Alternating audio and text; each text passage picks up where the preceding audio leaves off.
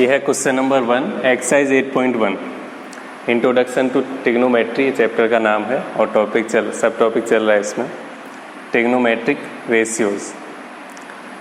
तो question read कर लेते हैं एक बार। In triangle A B C right angle at B A B equal to 24 and B C equal to 7। तो सबसे पहले हम एक ट्रायंगल बनाते हैं।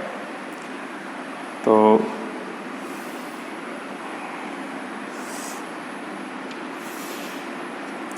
यह triangle A B C, angle right angle है बी पर, तो हम यहाँ पर बी बनाएंगे और ये हो जाएगा सी।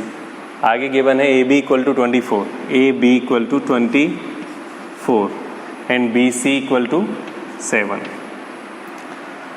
अब हमें किसकी ज़रूरत है फिलहाल?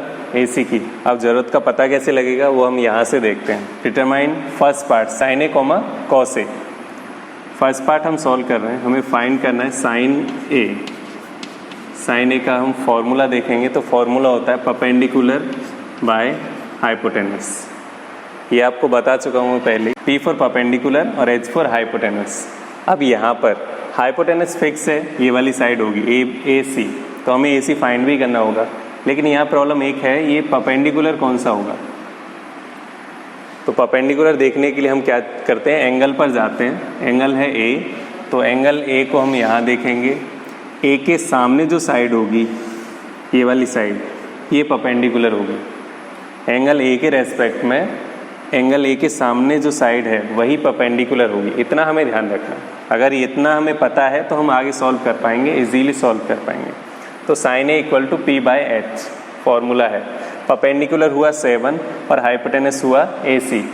तो पहले हम जनरली लिख लेते हैं, perpendicular B C equal to B C upon H क्या होगा, ए सी।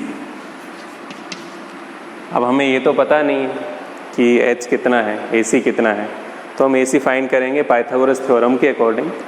आपको पता है कि ये 90 डिग्री है, 90 डिग्री के सामने हाइपोटेनस है। हाइपोटेनस का स्क्वायर इन दोनों साइड के स्क्वायर के सम के इक्वल होगा। तब हम लिखेंगे यहाँ पर by Pythagoras theorem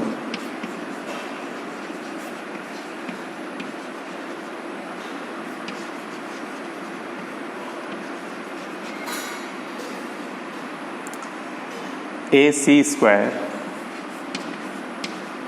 equal to 24 square plus 7 square, then A C square equal to 24 square 576 plus 49। Add किया दोनों को तो आया 625। Then A C square equal to 25 square, 625 square होता है 25 का, ए सी इक्वल टू हो जाएगा 25। तो हम ये वैल्यू यहाँ पर पुट कर देंगे। बी सी हमें पता है कितना है, 7, और ए सी कितना है अभी हमने फाइंड किया 25। तो हमने एक वैल्यू फाइंड कर ली फर्स्ट पार्ट की, sine A equal to P by H, B C by A C equal to 7 by 25।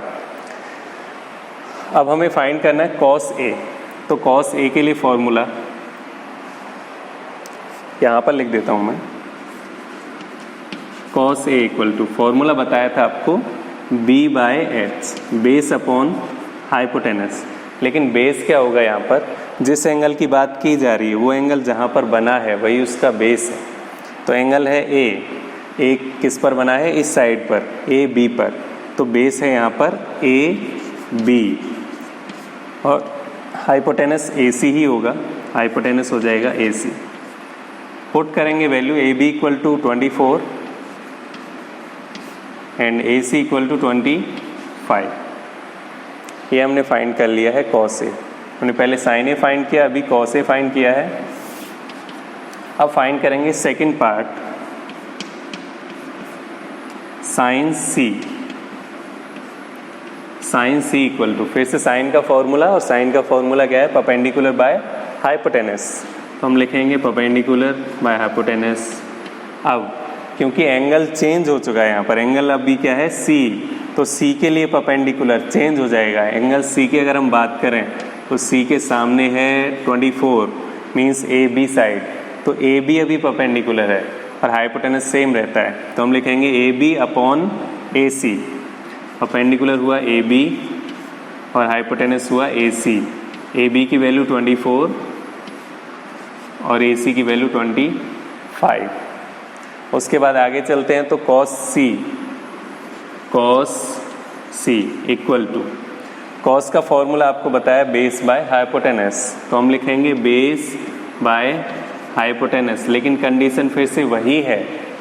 Angle यहाँ पर ए था, यहाँ पर है सी, जब एंगल सी चेंज हुआ तो बेस भी चेंज हो जाएगा। एंगल सी किस पर बना हुआ है, इस साइड पर BC पर, तो BC ही बेस होगा, तो हम लिखेंगे इसको BC अपॉन, ये क्या हो जाएगा AC, BC upon AC। BC की वैल्यू 7 और AC की वैल्यू 25। यहाँ पर आप लिख सकते हो जब आपने फाइंड कर लिया है पाइथागोरस थ्योरम से, तो ये 25 हो जाएगा और ये इसका सॉल्यूशन था। तो हमें ध्यान रखना है स्पेशली किसका, perpendicular by hypotenuse, base by hypotenuse, लेकिन किसके रेस्पेक्ट में कौन परपेंडिकुलर होगा कौन बेस होगा उसका हमें ध्यान रखना है। तो सी की बात करें तो सी के लिए ये परपेंडिकुलर होगा और ये बेस होगा। ए के लिए बात करें तो ए के लिए ये परपेंडिकुलर होगा और ये बेस होगा। ठीक है।